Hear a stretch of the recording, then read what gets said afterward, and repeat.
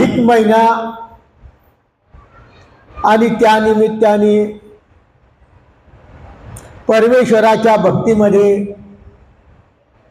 परमेश्वराचं गुणगान व्हावं,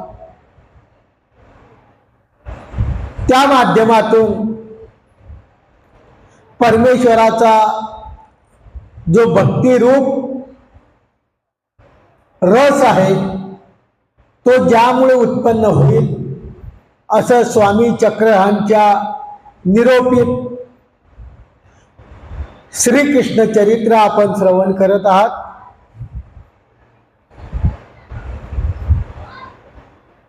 अनेक श्रीकृष्णाच्या लीळा आपण श्रवण केल्या. आता पुढचा प्रसंग आहे श्रुतदेवा. उपाध्याचं प्रमाण दिलेलं आहे, लज्जित उपाध्याची रोटी भोजन प्रशंसा.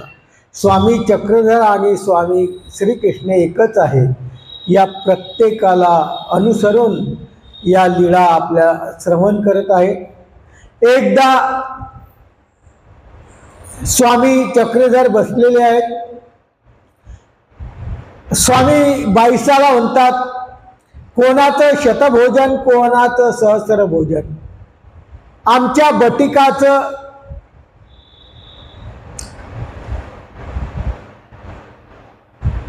परीखा निमंत्रण.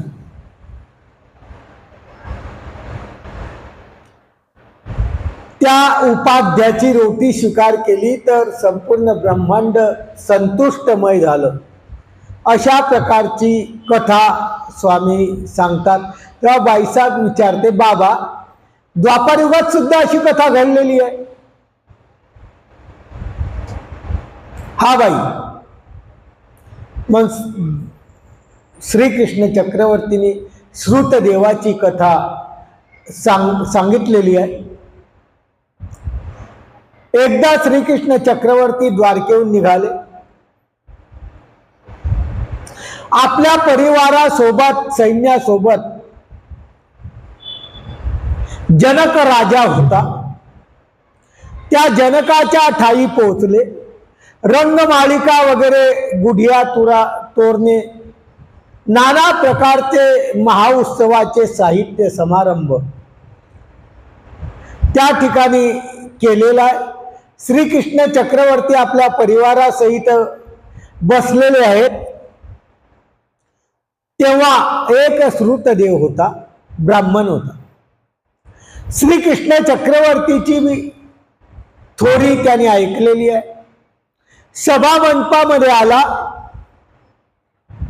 अवस्था बिकट, कपडे फाटलेले, कपडे घालायला नाही, आणि श्रीकृष्ण चक्रवर्तीला भेटायला आलेला आणि मनामध्ये विचार करतो, आपण तर जातो आहे पण आपल्याला श्रीकृष्ण चक्रवर्ती भेटतील किंवा नाही, मनामध्ये विचार करतोय. क्षमालिंगन म्हणजे भेटणं. आपल्याला दैन्यभूत करणार नाही. नेमकं काय झालं, तो पोहोचला. श्रीकृष्ण चक्रवर्तीने त्याला पाहिलं, आपल्या सिंहासनावर उठवलं, आपल्या भुजादंड पसरल्या, क्षेमालिंगन दिलं, श्रुतदेवाचा हात धरला आणि श्रुतदेवाला अर्धासनी बसवलं.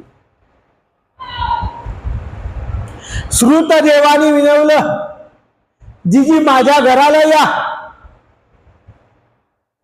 स्वामी श्रीकृष्णांनी विनंती स्वीकार केली, घरी गेली. उद्धव वगैरे सर्व यादवा सगत गेले. श्रुतदेवानी स्वामी चक्रांची षोडोपचारी पूजा केली. अर्घपाद्य म्हणजे पाय धुणे, पाय वगैरे धुतले, श्रीचरणाला लागले. आता विचार करा, गरीब माणूस आहे, संपूर्ण सैन्यासहित गेलेले आहे, त्याला त्याची खाण्याची मारामार. असा असलेला श्रुतदेव त्याच्या घरी संपूर्ण गेले सैन्यासगट. जो श्रुतदेव होता दररोज भिक्षा मागायचा, भिक्षा मागून तो काय करायचा, आपला उदरनिर्वाह करायचा. शिळो रत्ती करायचा. पूर्वीच्या काळामध्ये धान्य निघाले की खळे तयार होत होते. त्या खळ्यावर धान्य निघत होतं आणि मग त्या खळ्यावर ते ब्राह्मण लोक जायचे भिक्षा मागायला आणि कोरडं धान्य मागून आणायचे. त्या माध्यमातून हा मागून आणायचा. आता एवढा मोठा परिवार आलेला आहे, पत्नी आणि पती धान्य मागून आले.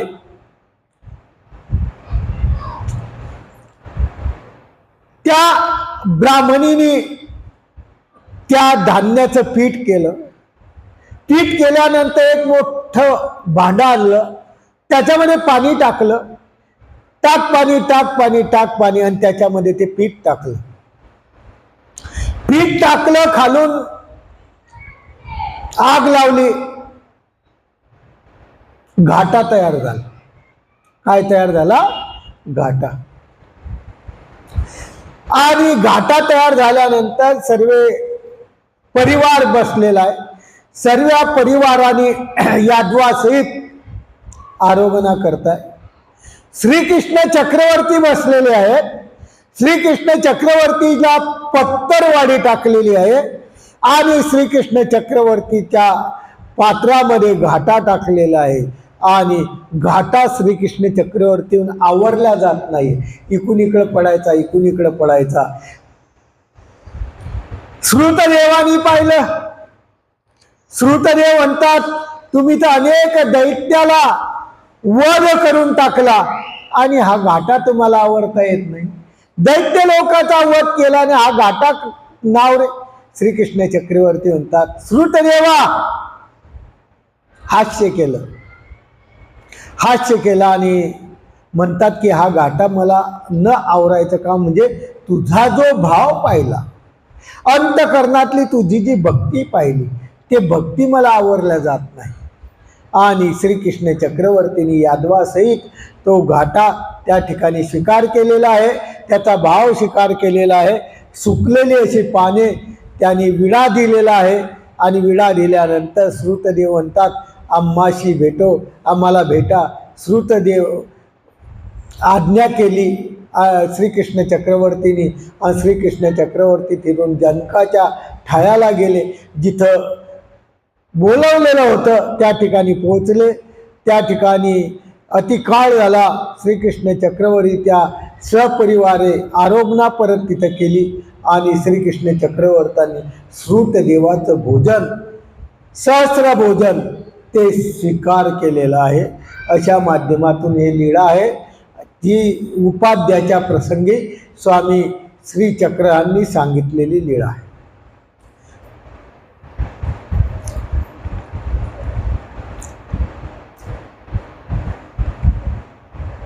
नक्रासूर महादाईचा विचारते, जी पुराणामध्ये असं आहे, पौराणिक असे बोलतात, बळीभद्री काळंदी भेदिला. काळंदी नावाचा राक्षस भेदला. तो कसा, कथा सांगायला सुरुवात केली. काळंदी डोहामध्ये राहत होता. त्या ठिकाणी बलभद्र गेले आणि नक्रासूर म्हणून त्याचा दैत्य होता. बळीभद्र त्यामध्ये उडी मारली. नक्रासूर त्याला गिळायला लागला म्हणून बळभद्र बाहेर आले. रागावून नागर घेतला.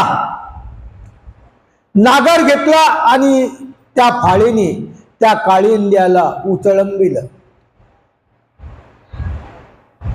काळिंद्याला उचललेलं त्याचा नाश केला. बळभद्र द्वारकेला गेले. श्रीकृष्ण चक्रवर्ती सौम्य गेले. तेव्हा श्रीकृष्ण चक्रवर्तींनी नक्रासूर नावाचा एक दैत्य होता. श्रीकृष्ण निजलेले आहे त्यांनी पाहिलं आणि त्यांनी काय केलं की त्यांना पिंजऱ्यामध्ये दाबायचा प्रयत्न केला आणि म्हणतो, या पिंजऱ्यामध्ये अनेक देवतेचं अधिष्ठान मी केलेलं आहे, अर्जित केलेलं आहे, त्या देवतेला त्या ठिकाणी आव्हानलेलं आहे. यात जो रिगिजेल त्याला त्या देवता घेतल्याशिवाय राहणार नाही. श्रीकृष्णाला तो म्हणतो आहे.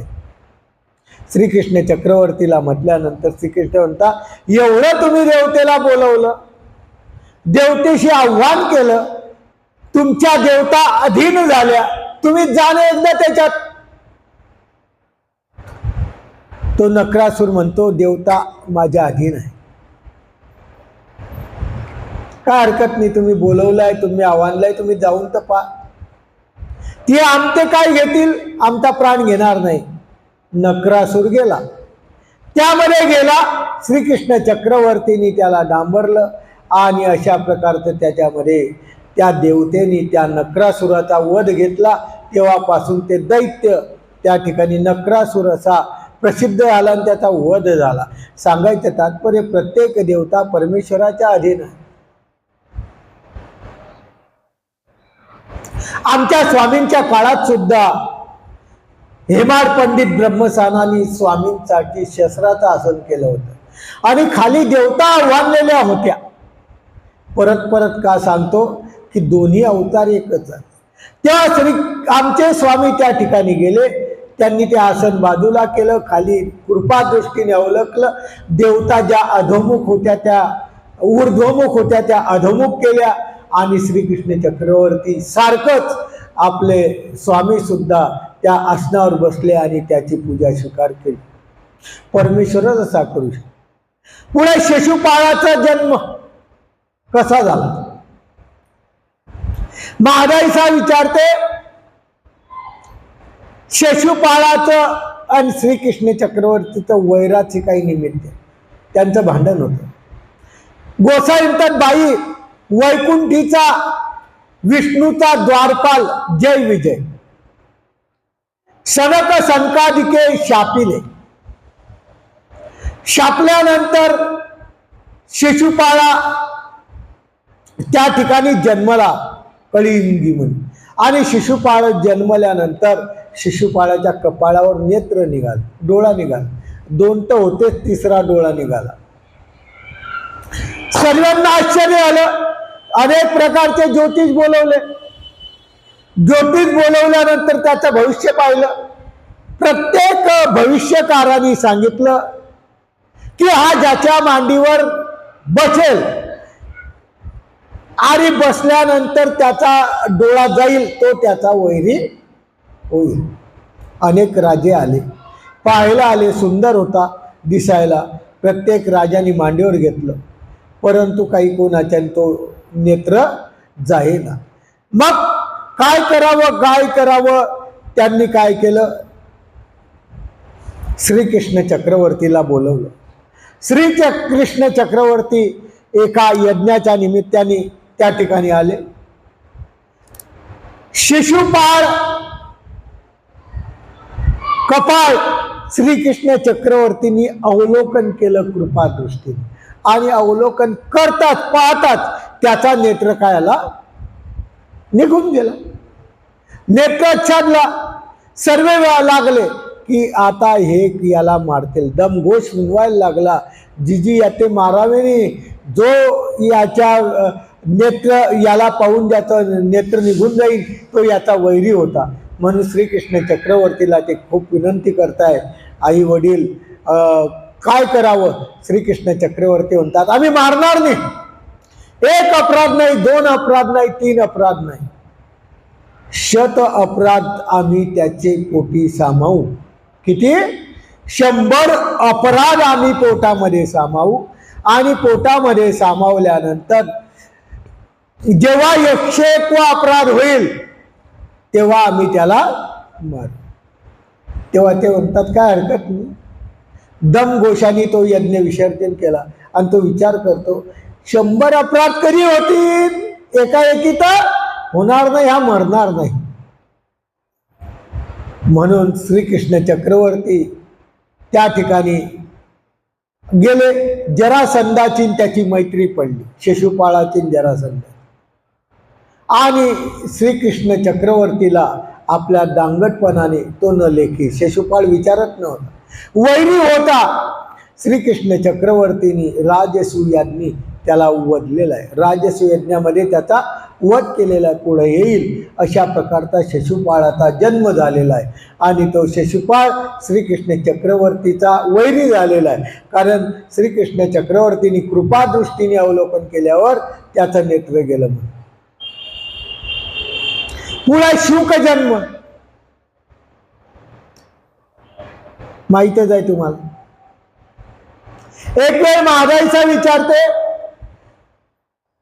शुकदेवाला उदरी ज्ञान झालं, 12 वर्ष गर्भात होता असं पुराणामध्ये म्हटलेलं आहे, खरं आहे का? स्वामी म्हणता आतीबाई. शुक व्यासापासून संभवला, गर्भामध्ये होता, द्वारकेला आला. श्रीकृष्ण चक्रवर्तींनी व्यासाची मान्यता केली आणि आपण कोणाचे पुत्र? त्यांनी सांगितलं मी व्यासाचा पुत्र. आणि त्या श्रीकृष्ण चक्रवर्तींनी अंतकरणाच्या द्वारे शुकाला चैतन्य विद्येचा संचार केला. माया ही सर्वात श्रेष्ठ देवता आहे. मायेची विद्या त्याला संक्रमण केली आणि संक्रमण केल्यानंतर गर्भामध्येच संक्रमण केली. तेव्हा प्रश्न विचारतात, गर्भामध्ये कशी काय विद्या द्याली? तेव्हा महादाईसाने प्रश्न विचारल्यावर स्वामी म्हणतात, गर्भस्थिताशी विद्या देणे हाती. गर्भात सुद्धा परमेश्वर विद्या देऊ शकतात. अशा माध्यमातून त्या शुकाला ती चैतन्य विद्या झाली आणि चैतन्य विद्या झाल्यानंतर सर्वांना आश्चर्य झालं आणि शुक जन्मल्यानंतर तो जन्मल्या जन्म झाल्या तपाला बाहेर निघून गेला तर आला नाही. अशा त्या शुकाचा जन्म झालेला. पुढे संजय गीतेमध्ये आहे, संजय वाच. तो संजय एकदा महाराईचा विचारते. पुराणामध्ये असं आहे, संजयाची थोर महिमा आहे. संजय दूरदर्शी होता, दूरश्रवणी होता. संजय ऋषी परमेश्वरात जाणे, परमेश्वराला तो समजू शकत होता, त्याला सर्व समजत होतं. स्वामी म्हणतात येथून सांगितले. महादाईसाला सांगतात कसं म्हणून सांगतात आहे. बाई श्रीकृष्ण चक्रवर्तींनी संजयाशी अपर विद्येचं दान केलं. अपर म्हणजे खालील देवतेचं. त्या देवतेचं विद्येचं दान झालं, त्यांना विद्या झाली. आणि महादाईसा विचारते, संजय पराशरासारखे कैसे? ते म्हणतात की एक ब्रह्मांडस्थ देवतेची विद्या ते संजयाला आले. ब्रह्मांडस्थ देवता होती, तिची विद्या संजयाला झाली आणि संजयाला झाल्यानंतर त्याला चतुर्भुज प्रकाशायला लागलं. आणि संजय काही देखे, बाई संजय चतुर्भुज देखे. चतुर्भुज वैकुंठ देखे, शुक विश्वरूप देखे, अर्जुन विश्वरूप देखे. अशा प्रकारचं महादाईशाला स्वामी चक्रांनी सांगितलेलं आहे. आणि तो उद्धव अर्जुन कैवल्य परब्रह्म देखे. उद्धव आणि अर्जुनाला परमेश्वर काय आहे जसाचा तसा ते कळत होतं. अशा प्रकारचं श्रीकृष्ण चक्रवर्तींचं जी कथा आहे ते महादाईशाला स्वामी चक्रांनी सांगितली. आणि त्या संजयाला संपूर्ण विद्या झाली आणि दूरदर्शनीय दूरश्रवणीय. लक्षात ठेवा, जेव्हा युद्ध झालं धृतराष्ट्राला दिसत नव्हतं. कोणाला दिसत होतं? संजयाला दिसत होतं. आणि संजय या ठिकाणी दिसणं वेगळं, काहीला दिसतं पण आवाज, अशी बी कंडिशन आहे. दिसतं पण आवाज येत नाही. काही मोबाईल दिसतात पण आवाज येत नाही. आता काय करायचं म्हणून त्याला दूरश्रवणीय केलं. तिकडं काय बोललं ते याला बसल्या जागेवर ऐकू, दिसतच नव्हतं, ऐकू येत होतं. 18 अध्याय गीता संजयाने ऐकली. कोणाला सांगितली? धृतराष्ट्राला सांगितलं. आणि धृतराष्ट्राला सांगता सांगितलं की अरे या युद्धामध्ये माझं मत सांगतो की विजय फक्त अर्जुनाचा होईल, दुसऱ्याचा होणार नाही. एवढं सगळं सांगून सुद्धा पुत्रमोह खूप बेकार आहे. आता अधिक महिना चालू आहे. अधिक महिन्यात पुत्रमोहनी आहे. कोणता मोह आहे? जावयाचा मोह. जावई मुलगी आली की पोथी बी असली तर आम्ही काय करतो? दंडवत हो. बाबांनो लक्षात ठेवा, श्रीकृष्ण चक्रवर्तीने हेच सांगितलं, कोणी कोणाचं नाही या जगात. वाटतं आपल्याला हे सर्व आहे, पण एका दिवशी जेव्हा आपल्यावर परिस्थिती येईल तेव्हा फक्त परमेश्वरच रक्षण करताय, बाकी कोणी. करून पाहतो मी.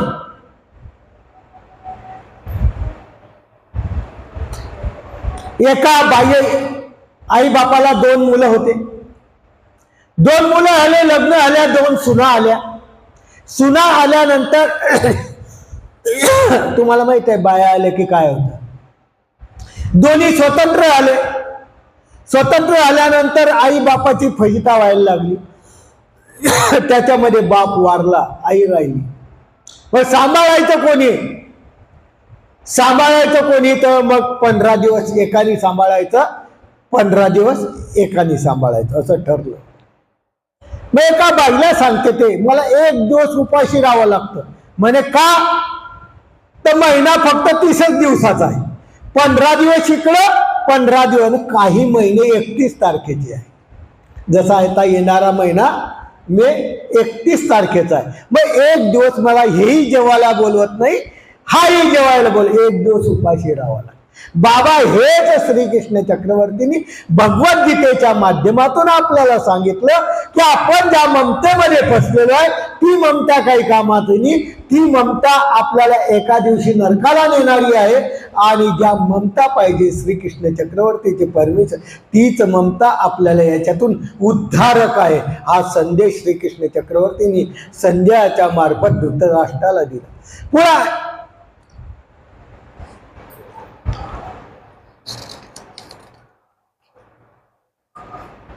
मार्तंड दर्पण,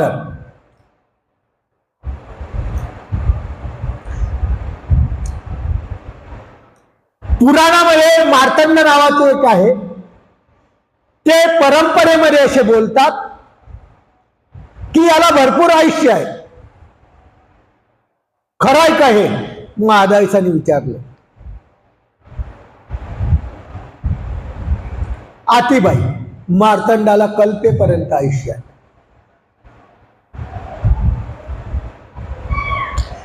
मार्तंड इंद्रादिकाचा लोकपाल. महादायसाने विचारलं, इंद्रादिकाच्या फळी किती आयुष्य आहे? स्वामींनी सांगितलं, इंद्रादिकाच्या फळी कल्प आयुष्य.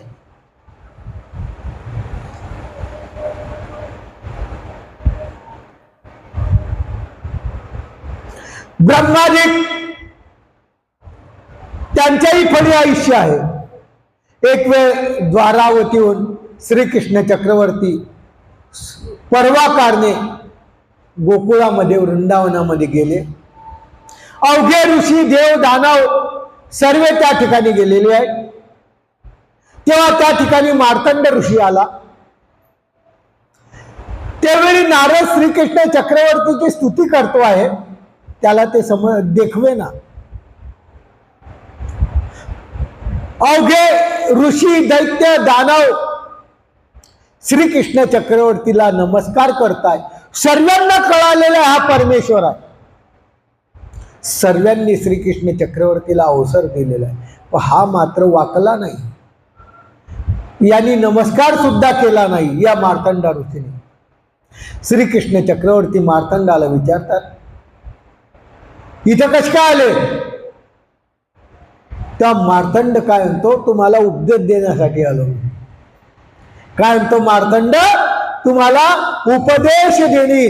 श्रीकृष्ण चक्रवर्ती म्हणतात, अरे आम्ही कामातूर माणसं आहे, आमच्याजवळ 16 सहस्र पत्नी आहे. तू ब्रह्मचारी माणूस आहे आणि ब्रह्मचारी माणूस आम्हाला काय उपदेश देईल? उपदेश कशाचा? तुला जर उपदेश द्यायचा असेल ना, एक प्रागवटाचं म्हणजे वडाचं झाड आहे, तिथं चाल, मीही तिथे येतो, मग तुम्हाला उपदेश दे. तिथं तो गेला, श्रीकृष्ण चक्रवर्ती गेले आणि श्रीकृष्ण चक्रवर्ती पोहोचले आणि तो मार्तंड म्हणतो मी श्रीकृष्णाला उपदेश देण्यासाठी आलेलो आहे. तेव्हा तिथे एक भुंगा होता. भुंगा समजतो ना आपल्याला? तो भुंगा हसायला लागला. अरे मूर्खा! तो भुंगा त्या मार्तंडाला काय म्हणतो, अरे तू मूर्ख माणूस आहे का? श्रीकृष्ण साक्षात परब्रह्म आणि त्याला तू उपदेश द्यायला लागला. या श्रीकृष्ण चक्रवर्तीला आदी अंत मध्य कोणीच नेणे, कोणीच जाणू शकत नाही. हा संपूर्ण ब्रह्मांडाचा महापिता आहे. आणि तो भुंगा एकदम अदृश्य झाला असं सांगितलं मार्तंडाला आणि एकदम तो भुंगा अदृश्य आला. मार्तंडाला विस्मय झाला, आश्चर्य झाला आणि त्या ठिकाणी त्याचा दर्प काय झाला, गेला. गेल्यानंतर श्रीकृष्ण चक्रवर्तीला नमस्कार केला, स्तवन करू लागला आणि म्हणतो माझ्या अपराधा क्षमा करावी. मग मार्तंड आपल्या आश्रमाचे गेला. अशा प्रकारचे लोक परमेश्वरापर्यंत पोहोचलेले त्या काळातही होते. आणि श्रीकृष्ण चक्रवर्तीने प्रत्येक वेळेस प्रत्येकाचा अहंकार नष्ट केलेला आहे.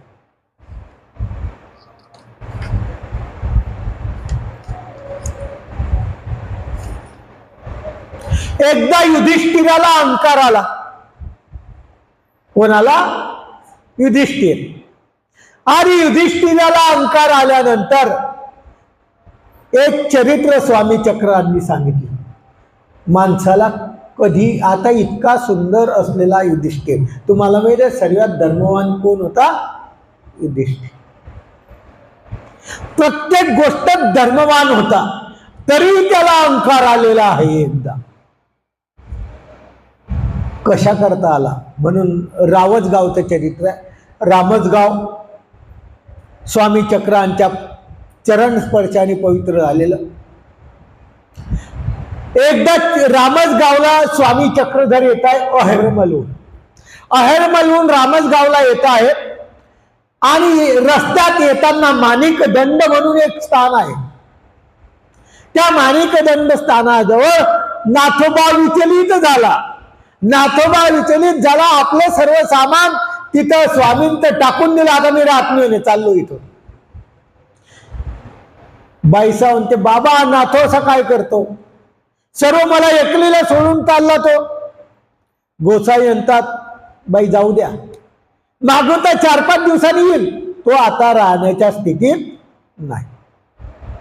हे भूमी सामर्थ्य. हे काय आहे? त्या जागेवर गेला म्हणून तो विचलित झाला. त्या सामर्थ्याचा भूमीचा दोष आहे. तसं श्रीकृष्ण चक्रवर्तीची घडलेली कथा आहे. एकदा युधिष्ठिर आपल्या बंधूसोबत हस्तिनापूरला श्रीकृष्ण चक्रवर्तीला भेटायला गेले. सर्व यादव गिदव होते. युधिष्ठिराला अंतकरणात गर्व आला. काय गर्व आला? मग शत्रू मित्र सारखेची. मला शत्रू बी नाही मित्र बी नाही. अजात शत्रू या जगात असेल तर फक्त मी एकटा. अशा माध्यमातून युधिष्ठिराला अहंकार आला. भीमसेनानी आपला बळवाचा गर्व होता. अर्जुनाला आपला बाणविद्येचा गर्व होता. तसा तिघांचा गर्व, त्याच्यापैकी युधिष्ठिराचा गर्व या ठिकाणी आलेला आहे. एक श्रीकृष्ण चक्रवर्ती युधिष्ठिराला म्हणतात राजे हो चला फिरायला जाऊ. युधिष्ठिर म्हणतो हो का? ते स्थान सोडलं. ते स्थान सोडल्यानंतर अरण्यामध्ये युधिष्ठिर आणि श्रीकृष्ण चक्रवर्ती गेले. गेल्यानंतर त्याच्या मनात जे वाईट विचार होते, त्या जागेत आलेले जे वाईट विचार होते स्वतःला श्रेष्ठ समजणारे, ती जागा सोडल्यानंतर अरण्यात गेल्यानंतर युधिष्ठिराला अंतःकरणामध्ये पश्चाताप आला. अंतःकरणामध्ये पश्चाताप आला. श्रीकृष्ण चक्रवर्तीच्या जवळ आड पडला. पापिया जी पापिया. श्रीकृष्ण चक्रवर्ती राजे हो तुम्ही असं वक्त करत होते अशा प्रकारचं का? तर त्यांनी तेव्हा सांगितलं आहे की श्रीकृष्ण चक्रवर्तीच्या संबंधाने युधिष्ठिर जो होता त्या जागेमध्ये काय झाला? दोष होता आणि त्या जागेच्या माध्यमातून त्याला गर्व आला आणि गर्व आल्यानंतर युधिष्ठिराचा गर्व स्वामी श्रीकृष्ण चक्रवर्तींनी हरण केला. एक भूमी राजसा एक भूमी तामसा, एक भूमी सात्विका, एक देश राजस एक देश तामस, एक देश सात्विक, एक काळ राजस एक काळ तामस, एक काळ सात्विक. अशा प्रकारचे मनुष्य स्थान आहे. जशी आपल्याला संगत मिळेल. आपण खूप धर्मवान आहे पण एखाद्या वेळेस एखाद्या व्यक्तीच्या जवळ गेला, तो जर राजस असला तर आपले विचार क्षणार्धात बदलून जातात. एखादा तामस असला तर आपले विचार क्षणार्धात तमतम करायला लागतात.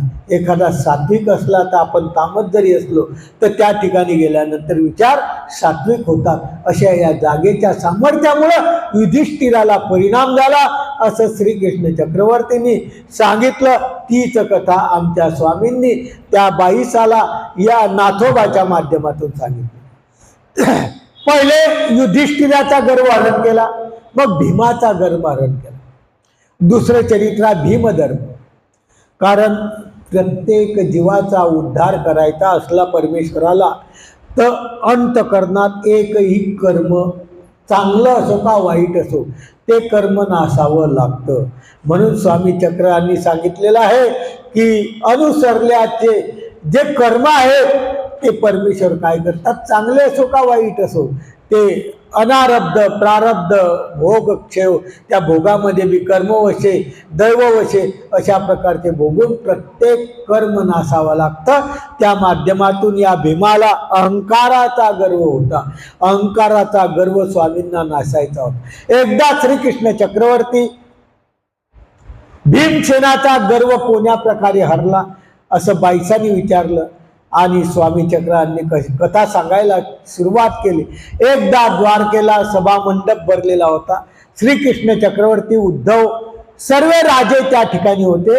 त्या ठिकाणी मोठमोठे ताकदवान लोक होते, शूर लोक होते. त्या ठिकाणी भीमही होता. मग याच्यामध्ये सर्वात श्रेष्ठ कोण? भीमाला अहंकार आला. भीम म्हणतो माझ्यासारखा कोणीच नाही, मी अतुल बळी आहे, 9 नाग माझ्याशी सहस्र बळ आहे. श्रीकृष्ण चक्रवर्तींनी त्याचं पाहिलं. चला म्हणे आपण फिरायला जाऊ. श्रीकृष्ण चक्रवर्ती म्हणतात फिरायला जाऊ. फिरता फिरता फिरता दुपार झाली आणि दुपार झाल्यानंतर स्वामी श्रीकृष्ण चक्रवर्तीचं स्नान करायची वेळ झाली म्हणून एका तलावात गेली. 3 तलाव होते, त्याच्यापैकी एका तलावात गेले. श्रीकृष्ण चक्रवर्तींनी स्नान केलं आणि स्नान केल्यानंतर एका आसनावर बसलेले आहे. एका ठिकाणी उदक खोल होतं आणि त्या तळ्यामध्ये कमळ होते. कमळ होते. त्याला वाटले कमळ आपण तोडू, श्रीकृष्ण चक्रवर्तीला पूजू. श्रीकृष्ण चक्रवर्ती म्हणतात सुंदर कमळ आणतो का तू? अहंकार गेला पाण्यामध्ये. पाण्यामध्ये गेला. जसा जसा पाण्यामध्ये जायचा कमळ आपोआप दूर सरकायचं. खूप घामल मावल झाला परंतु कमळ काही सापडत नव्हतं. मग काय करावं काय करावं, कसं तरी एका हाताने कमळ पकडले. कमळ पकडले, वापस यायला लागला. एकदम घामलवान झाला, एकदम काही सुचत नव्हता आणि जवळ येता येता परत कमळ हातातून सटकून गेले. त्याचा जो पराक्रमी माणूस, असा पराक्रमी असल्यावर तो त्या ठिकाणी करतो. भीमसेनाचा पराक्रम जो होता तो सर्व वाया गेला. निघता निघता अशा प्रकारचं श्रीकृष्ण चक्रवर्तींनी भीमाला दाखवून दिलं आणि भीमाच्या एक आश्चर्य घडवलं. श्रीकृष्ण चक्रवर्ती त्या तळ्यामध्ये गेले तेव्हा पाणी कितकं होतं? गुडघ्या इतकं.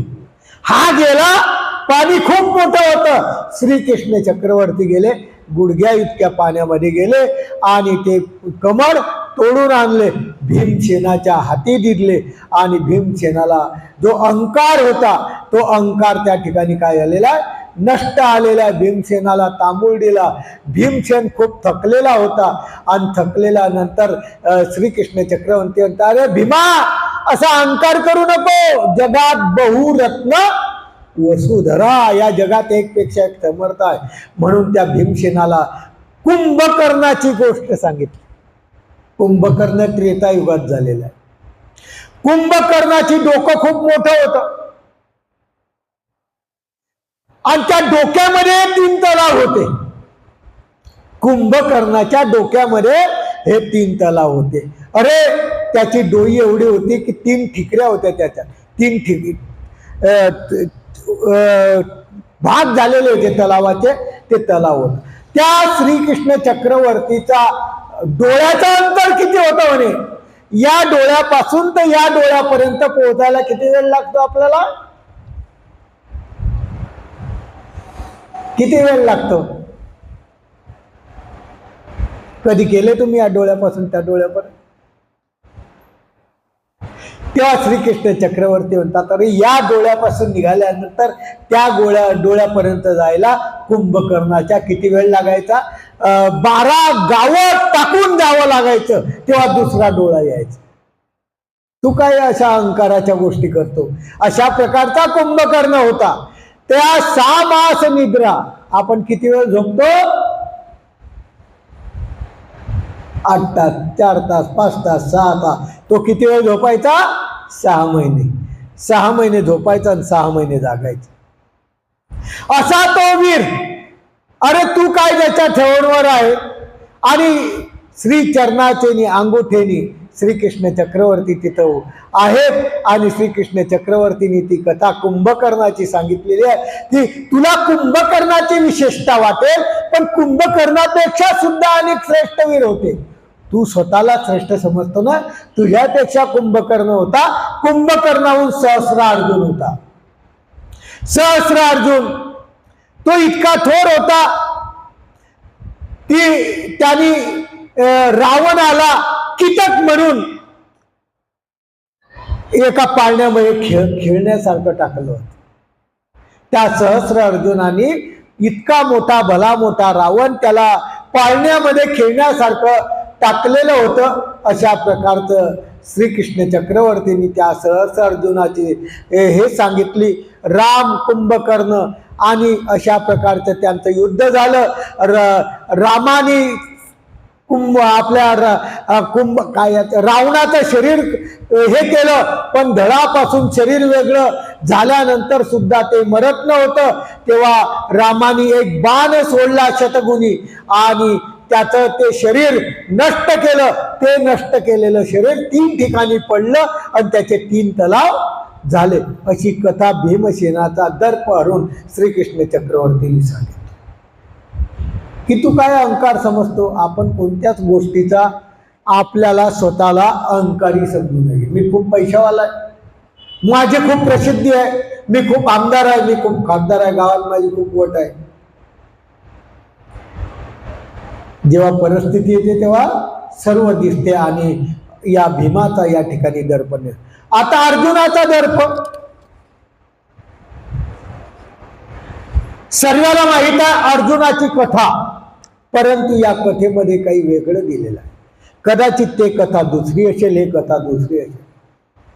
एकदा मोठा दरबार भरलेला आहे श्रीकृष्ण चक्रवर्तीचा द्वारकेला, आणि द्वारकेला दरबार भरल्यानंतर सर्व पांडव आपले यादव त्या ठिकाणी बसलेले आहेत आणि प्रत्येक यादव त्या ठिकाणी बसलेला आहे. राजा श्रीकृष्ण चक्रवर्ती बसलेले आहे. एक ब्राह्मण आला, त्या सभेमध्ये एक ब्राह्मण आला आणि त्या ब्राह्मण म्हणतो, हे यादव राया, मी एक यज्ञ आरंभलेला आहे, मी एक यज्ञ केलेला आहे, पण त्या यज्ञामध्ये मला कोरस होणं पाहिजे, ज्यामध्ये कोणतीच भेसळता. मनसान बंगाळे गोल्ड मध्ये गेले असते, लगेच भेटलं असते. नाही तर बापना मध्ये गेले असते, नाही तर पुन्हा गाडगेळ मध्ये गेले असते. आहे का नाही? हे सर्व धनामिस्त्रींनी मला आधी नावं सांगितले, मला माहित नव्हतं. पण हे नावं त्यांनी सांगितले मला, म्हणून मी सांगतो. कोरस होणं पाहिजे म्हणे. मग काय? कुठं भेटतं कोरं सोनं? श्रीकृष्ण चक्रवर्ती बसलेले आहे, सर्व बसलेले आहे. ते म्हणतात कोरं सोनं भेटतं, परंतु कोरं सोनं कुठं भेटतं? लंकेमध्ये. बिभीषणाजवळ कोरं सोनं भेटतं. कोण आणेल? भर सभा भरलेली आहे, याचा यज्ञ पुरा करायचा आहे. यज्ञ पुरा करत असताना त्याची जी विनंती आहे ते राजाजवळ श्रीकृष्ण चक्रवर्ती जवळ सांगितलेली आहे. आता श्रीकृष्ण चक्रवर्ती राजा होता, प्रत्येकाची इच्छा पूर्ण करणं गरजेचं होतं. कोण आणेल, कोण आणेल? सर्व बसलेले आहे. अर्जुन धक्क्यात उठला. अर्जुनाने काही विचार केला नाही. मी आणतो म्हणे, मी जातो, कोरं सोनं घेऊन येतो. तो ब्राह्मण म्हणतो असं? हो. म्हणून तो ब्राह्मण आणि अर्जुन म्हणे, मी काय समजता तुम्ही? कारण लंकेला जायला मोठा समुद्र आहे. आता समुद्रातून शक्य नाही जाणं, कोरं सोनं तर पाहिजे. मग त्यांनी काय केलं? एक चिठ्ठी लिहिली अर्जुनाने चिठ्ठी लिहिली आणि त्या बाणाच्या माध्यमातून त्या बिभीषणाच्या राज्यात फेकली. तुम्ही कोरं सोनं आम्हाला दिलं तर बरं, जर कोरं सोनं नाही दिलं तर युद्धासाठी अहंकारी मार, मी तुला मारल्याशिवाय राहणार नाही. त्यांचंही सभा भरली. त्या सभेमध्ये ती चिठ्ठी वाचली तेव्हा सर्व विचार करतात काय करायचं. तेव्हा त्यांनी लिखिते पाठवलं, तुम्हाला जर सोनं पाहिजे असलं तर आम्ही द्यायला तयार आहे, फक्त तुम्ही काय करा, इथे येऊन घेऊन जा. तेही विचार, इथे या आणि तुमचं सोनं घेऊन जा. परत ते लिखिते बाण इकडं आलं. अर्जुनाने घेतला बाण. अर्जुनाला अहंकार आणि अर्जुन अशा प्रकारचा चालायला लागला. मध्ये हनुमंत भेटला. हनुमंत विचारतो अर्जुनाला, कुठं चालले इकडं? काय कशा करता इकडे चालतंय? ते म्हणे, या समुद्रावर मला बाणाचा काय बांधायचा? सेतू बांधायचा, पलीकडे जायचं. कशा करता? सांगितलं. त्याच्यामध्ये वन फळ वगैरे दिले. जेवण झालं तेव्हा हनुमंत म्हणतात, अर्जुन देव तुम्ही काय करताय? ते म्हणे, अशा बिभीषणाच्या माध्यमातून कोरं सोनं मागायला चाललेलो आहे. तो म्हणतो, अरे या समुद्रावर जर शस्त्राचा बाण केला तर चालणार नाही, तो बुडून जाईल, तुटून जाईल, तुम्ही पलीकडे जाऊ शकणार नाही. अहो रामाने सेतू बांधला होता म्हणे. कशाचा बांधला होता? दगडाचा. कसा बांधला होता ना? खाली जाऊन एक एक दगड करून तो सेतू बांधलेला होता. तेव्हा ती वाट झाली होती. अरे त्या दगडामध्ये काय दम आहे, माझ्या बाणामध्ये खूप दम आहे, असं अर्जुन त्याला म्हणतो आहे. कोणाला? हनुमंताला. तो काय ऐकत नव्हता. मग त्या दोघांची पैज लागली. काय पैज लागली? तो म्हणे, तू सेतू बांध, मी तोडून दाखवतो. आणि सेतू तुटला की तू जाऊ शकणार नाही. काय हरकत नाही म्हणे. पैज लागले. काय हरकत नाही, जर समजून घ्या मी सेतू तयार केला बाणाचा आणि तू जर तोडला तर मी अग्निकाष्ट घेऊन टाकन. अर्जुनाला खूप सोपं वाटायचं मरण. अग्निकाष्ट घेऊन टाकन. आता हनुमंत तो अर्जुन काय म्हणतो, तू जर तोडला नाही तो पूल तर मग नाही, तो जर तोडला नाही तर मी मरणार नाही, मी चिरंजीव आहे, पण तुझ्या रथावर कायमस्वरूपी झेंडा धरून राहील ना. काय हरकत नाही म्हणे. बाण तयार केलेला आहे, सेतू तयार केलेला आहे, सेतू बांधला गेलेला आहे. आणि हनुमानाने काय केलं, खूप मोठे पर्वत, हातामध्ये पर्वत, काखेमध्ये पर्वत, पायामध्ये पर्वत, डोक्यावर पर्वत, इतके वजन काय केले, ठेवले. कशासाठी? सेतू तुटावा म्हणून. इतके पर्वत, एक बगलेत, एक हातात, एक डोक्यावर, एवढे पर्वत त्यांनी हे केले आणि वर आकाशात गेला. आकाशातून जशी उडी मारली, शेतू खलास, 2 तुकडे झाले. हरला का नाही अर्जुन? आता काय करायचं? अग्निकाष्ठ रचली, हातात बाण घेतला. आता आपण क्षत्रिय आहे, याच्यामध्ये उडी घालणार. अशा वेळेस श्रीकृष्ण चक्रवर्ती आले त्या ब्राह्मणाच्या वेळी. अरे काय चालू आहे तुमचं? म्हणे अशी अशी पैज होती आणि या पैजेमध्ये मी हरलो, त्याच्यामुळे मी आता अग्निकाष्ठ घेतो आहे. तुम्हाला माहित आहे, पांडवाला अभयदान दिलेलं आहे श्रीकृष्ण चक्रवर्तींनी. मागे चरित्र झालं, प्रत्येक वेळेस तुझ्या मुलाचा सांभाळ कोण करेल? मी करेल, असं आश्वासन कुंती मातेला श्रीकृष्ण चक्रवर्तींनी दिलं होतं. आणि त्या ठिकाणी श्रीकृष्ण चक्रवर्ती म्हणतात, ठीक आहे, पण तू उडी मारतो आहे, हा सेतू तुटला, याला कोणी साक्षी? प्रत्येक गोष्टीला आता काय लागते? पुरावा लागते. पुरावा नसला तर शक्य नाही. किती लाखाचा व्यवहार असो, पुरावा नसला तर बुडून जातो. काय साक्षी? नाही, कोणीच साक्षी नाही. अरे साक्षीशिवाय नाही. देवाने मी सांगितलं की साक्षी पाहिजे, साक्षीशिवाय नाही. कोण हरला, कोण जिंकला, प्रत्येक खेळामध्ये कोण लागतो? अंपायर राहतो. आणि त्या अंपायरने जर बोटवर केलं तरच आऊट, नाही तर नॉट आऊट. अशा माध्यमातून कोण साक्षी आहे? म्हणजे कोणी नाही. मग परत करा म्हणे हा खेळ, डबल खेळ करा. ठीक आहे म्हणे. अर्जुनाने परत बाणाचा सेतू तयार केला, त्याच्यापेक्षा भारी बाण वापरले. आता हनुमंताला वाटलं आता आपण याच्यापेक्षा जास्त वजन घेऊन पळावं, कारण जर तुटला नाही तर पंचायत होईल. दोघांनी अशा प्रकारचा बाण सेतू तयार केलेला आहे. हनुमंत वर गेले, खूप मोठं ओझ डोक्यावर, काखेमध्ये, हातामध्ये घेऊन तो आकाशातून उडी मारणार. परंतु आमच्या श्रीकृष्ण चक्रवर्तींनी त्या सेतूच्या खाली काय केलं? सुदर्शन चक्र लावलं. कल्पना नाही, अदृश्य रूपाने सुदर्शन चक्र लावलं आणि तो हनुमंत वरून आकाशातून आला आणि उडी मारली. उडी मारल्या सरशी त्याच्याहून जसं कुदला तो, जसा एखादा रबरी बॉल मारल्यानंतर असा कुदतो की कुणीकडे पळतो काही सांगता येत नाही. त्या माध्यमातून हनुमंत सुद्धा त्या उडीच्या माध्यमातून समुद्रातच पडला. डायरेक्ट बाण तुटला नाही, आपला पूल तुटला नाही. आणि तो पूल तुटला नसल्यामुळं हा हनुमंत समुद्रात पडला, मरायला लागला. आणि मरायला लागल्यानंतर श्रीकृष्ण चक्रवर्ती म्हणतात, हनुमंत बुडाला, त्याला वाचवा. आणि अर्जुन देवानी त्याला वाचवलं. आणि वाचवल्यानंतर हनुमंताचा सुद्धा या ठिकाणी काय केला? दर्पहरण केला. भीमाचा सुद्धा काय, आपल्या अर्जुनाचा सुद्धा काय केला? दर्पहरण केला. हनुमंतानी नमस्कार केला, स्तुती केली. आणि तेव्हापासून तुम्ही पाहतात की प्रत्येक झेंड्यावर कोणाचा फोटो राहतो? हनुमानाचा फोटो राहतो.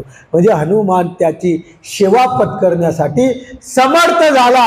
अशा प्रकारची ही कथा स्वामी चक्रहांनी सांगितली. बिभीषण त्या ठिकाणी, बिभीषणाच्या ठिकाणी गेला, सोनं घेऊन आला. परंतु सोन्याला निमित्त कोण? श्रीकृष्ण चक्रवर्ती. ते कोरं सोनं आणलं, त्या ब्राह्मणाला दिलं. ब्राह्मणाचा यज्ञ पूर्ण झाला आणि अर्जुन देव आणि हनुमंत यांची अशा प्रकारचा जो अहंकार होता तो त्या ठिकाणी नष्ट केला आणि श्रीकृष्ण चक्रवर्ती परत द्वारकेला आले. पुन्हा हनुमंत दर्प. प्रत्येकाचा अहंकार श्रीकृष्ण चक्रवर्तींनी नष्ट करायचं ठरवलेलं. परत हनुमंताचा दुसरा अहंकार नष्ट केला.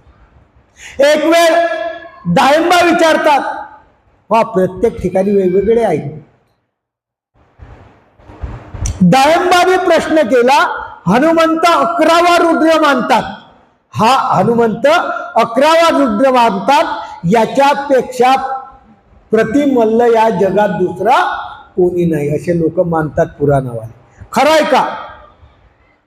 स्वामींनी श्रीकृष्ण चक्रवर्तींनी कथा सांगितली डाळिंबाला. गोसाई म्हणतात, भोज्या अरे हा स्वतःला जर समजत असतो तसा, तो एकदा काय झालं, अर्जुन देवासहित श्रीकृष्ण चक्रवर्ती बळीभुवना गेले, सोबत हनुमंत होता. हनुमंत सुद्धा गेला, बळीभवनाला गेले आणि त्यांनी यथावीस पूजा केली. त्या बळीची राणी त्या बळीला मर्दना देत होती.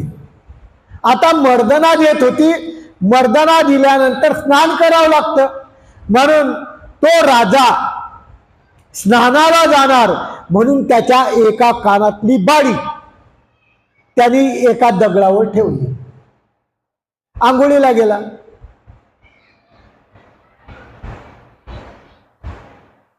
आंघोळीला गेल्यानंतर त्या हनुमंताला त्यांनी सांगितलं, ती बाळी आणून द्या, हो माझी आंघोळ झाली. त्या खडकावरती बाळी समजते ना, कानात घालतात ती, आणून द्या म्हणायचे, कुंडल आणून द्या. हनुमंत स्वतःला रुद्र समजणारा, स्वतःला बढिया समजणारा तिथे गेला. ते कुंडल त्याला उचलतच नव्हतं. हात लावला तरी उचलना. पराक्रमाने खूप मोठा हे केला, वक्षस्थळापासून छातीपासून जोर लावला, परंतु ते काही उचलत नव्हते. धापा लागायला लागल्या, तो उचलायला गेला, खूप प्रयत्न केला, शेवटी मृच्छा आली, बेशुद्ध झाला, परंतु ते कुंडल काही उचलल्या गेलं नाही. तेव्हा बळी काय म्हणतो, जाय राणी घेऊन ये. त्याची बायको ती गेली, सहज उचलून आणून दे. जे हनुमंताला आणता आलं नाही ते कोणाला आणता आलं, त्याच्या राणीला आणता आलं आणि त्याने कानामध्ये घेऊन घातलं.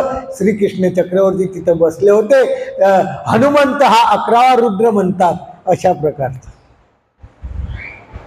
इतकेने हनुमंत लाजला, हनुमंताचा अपमान झाला, तो अधोमुख झाला आणि त्या ठिकाणी हनुमंताचा दर्प श्रीकृष्ण चक्रवर्तींनी हरण केला. श्रीकृष्ण चक्रवर्ती म्हणतात, हे काही हनुमंत देव, काय म्हणे, तुम्ही थोर आश्चर्य आम्हाला दाखवलं. आणि त्या ठिकाणी हनुमंताचा गर्व काय न झाला, नष्ट आला.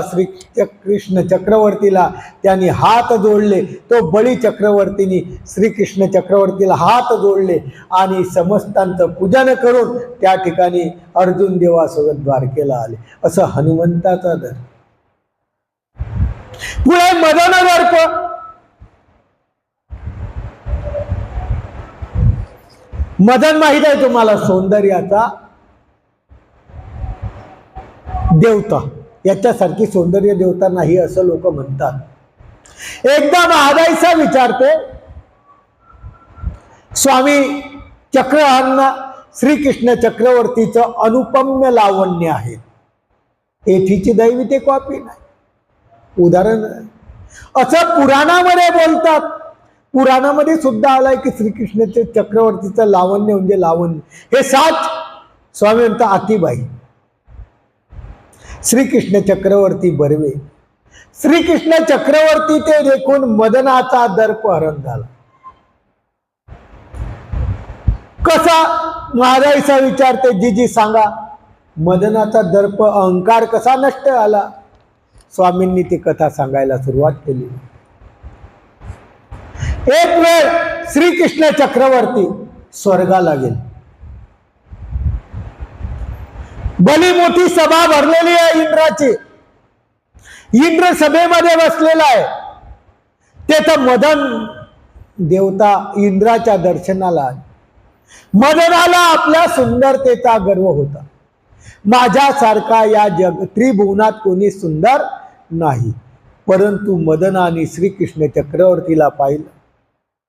श्रीकृष्ण चक्रवर्तीला पाहून वेधला. श्रीकृष्ण चक्रवर्तीचं लावण्य सौंदर्य पाहायला लागला. प्रत्येक परमेश्वर अवतार कदाचित वेश आरिक असेल, पण मूर्ती काय आहे, सुंदर आहे. प्रत्येक परमेश्वराच्या अवताराचं सौंदर्य आगून महावाक्य आपण ऐकलेले आहे. सौंदर्य, लावण्य, औदार्य, सौभाग्य हे फक्त परमेश्वरीच आहे, बाकी दुसरीकडे नाही. तुम्ही कितीही ब्युटी पार्लरचा वापर केला तर स्वामी चक्रहार सारखे सुंदर होऊ शकणार. स्वामी चक्रहारांच्या अंगाची कांती धानाईसाने पाहिली,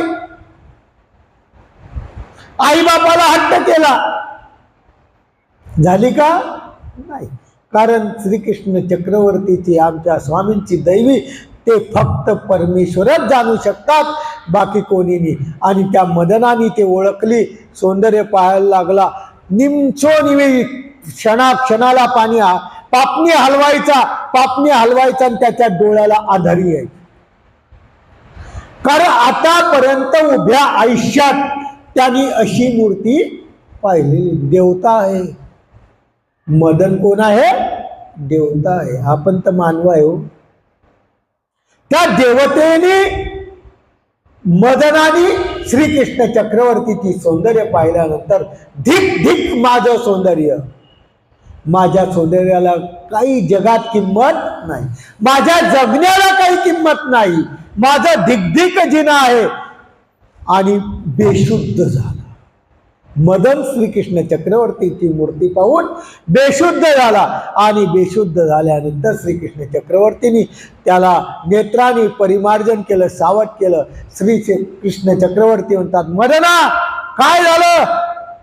मदनाने सांगितलं, तुमचं लावण्य कुत्रापीनं वरते, तुम्ही इतके सुंदर आहो, तुमचं लावण्य अद्यापर्यंत आपल्या स्वामी चक्रांचं सुद्धा याला चरित्रांचं सुरू नाही. पाठवण्याचं घाला गा देवा अंग उघडे, फिटू दे डोळ्याचे पार. दोन्ही अवताराची साम्यता एकच आहे. श्रीकृष्ण चक्रवर्ती परमेश्वर आहे, स्वामी चक्रही परमेश्वर आहे. याच्याकरता वारंवार सांगते की 2 अवतार, आपण जर 5 अवताराला जरी मानत असलो तर 5 अवताराची जी कार्यप्रणाली आहे ती एकच आहे, याच्यामध्ये काहीच फरक नाही. म्हणून परत परत तुम्हाला या 2 अवताराची साम्यता मी सांगतो की अशाच प्रकारचा तो सुद्धा वेधून गेलेला होता. आणि इथं मदन सुद्धा वेधून गेला. आणि मदन वेधून गेल्यानंतर तुमच्यासारखे सुंदरता कुठंच वर्तत नाही. आता त्रिभुवनामध्ये कोणीच सुंदर नाही. अशा प्रकारचं श्रीकृष्ण चक्रवर्तीला त्या म्हणतो आहे. आणि श्रीकृष्ण चक्रवर्ती म्हणतात, मदना तू माझी स्तुती केली, मी प्रसन्न आलो, माग. आपण काय मागितलं असतं? काय मागितलं असतं आपण? अधिक महिना आहे, धोंड्याचा महिना, पुरणपोळी खाऊया, सासऱ्याच्या गावाला आहे का नाही? काय मागितलं असतं? सुने हाती तक्र भात दे. दुसरं मागण्याची लायकीच नाही आपली. आपण मंदिरात येऊन मी दररोज मंदिरात येतो, देवाला हात जोडतो आणि आम्हाला काय ठेव? सुखात ठेव. अरे सुख जर मागितलं, जिथं सुख आहे तिथं दुःख आहे. सुख जिथं आहे तिथं दुःख आहे असं आमच्या देवानी सांगितलेलं आहे की सुखामध्ये दुःख आहे. निरअतिशयोतो आनंद, ज्याच्यामध्ये सुख नाही दुःखही नाही, अशा प्रकारचा आनंद परमेश्वराला मागायला पाहिजे. आपण काय म्हणतो? माझ्या मुलांना म्हणतो का नाही? सर्व जाणकार म्हणतात हो, सुखी ठेव. सुख नाही मागायचं. सुख मागितलं की त्याच्यासोबत दुःख येईल आणि दुःख आलं की तुम्हाला भोगावं लागेल. म्हणून परमेश्वराजवळ मागताना आनंद मागायचा. आणि या मदनाला श्रीकृष्ण चक्रवर्ती प्रसन्न झाले. माग, तुला काय पाहिजे माग. त्यांनी काय उत्तर दिलं मदनाने श्रीकृष्ण चक्रवर्तीला? ओ तुम्ही प्रसन्न झालेच तर मला तुमच्या जंगी जन्म व्हावा, तुमच्या उदरी माझा जन्म झाला पाहिजे, दुसरं काही नको. मदनाला श्रीकृष्ण चक्रवर्तीने आशीर्वाद दिला. आणि आशीर्वाद दिल्यानंतर श्रीकृष्ण चक्रवर्तीचं रुक्मिणी सोबत, राजेसोबत नाही, रुक्मिणी सोबत लग्न झालं. आणि लग्न झाल्यानंतर श्रीकृष्ण चक्रवर्तीला रुक्मिणीपासून एक मुलगा झाला. त्याचं नाव होतं प्रद्युम्न. तो प्रद्युम्न म्हणजे मदनाचा झालेला मुलगा. मदनच त्यांच्या उदरी आला आणि त्यांचं नाव काय झालं? प्रद्युम्न. श्रीकृष्ण चक्रवर्तीच्या मुलाचं नाव प्रद्युम्न. श्रीकृष्ण चक्रवर्ती सारखाच देखना, सुंदर आणि विलक्षण अशा प्रकारचा पुत्र त्या मदनदेवाचा दर्प श्रीकृष्ण चक्रवर्तीने हरण केला आणि मागितलं की मलाही तुमच्या उदरी ज्या, आपण सुद्धा परमेश्वराला मागताना असंच काही मागायचं की देव आपल्याला भेटला पाहिजे, आनंद आपल्याला मिळाला पाहिजे. सुख मागण्याच्या भानगडीत जर पडले तर आपल्याला परत दुःखात जागावं लागेल. आहे का नाही? देवाने सांगितलंय की जिथं सुख आहे तिथं दुःख आहे. प्रत्येक देवतेच्या ठिकाणी सुख आहे, मायेपर्यंत प्रत्येक देवतेच्या ठिकाणी सुख आहे. आणि सुख आहे म्हणून तिथं निघताना एक प्रभर दुःख आहे. म्हणून मागताना आनंद मागा. आनंद हा परमेश्वराचा आहे, हा निरातिशय आनंद आहे. दंड.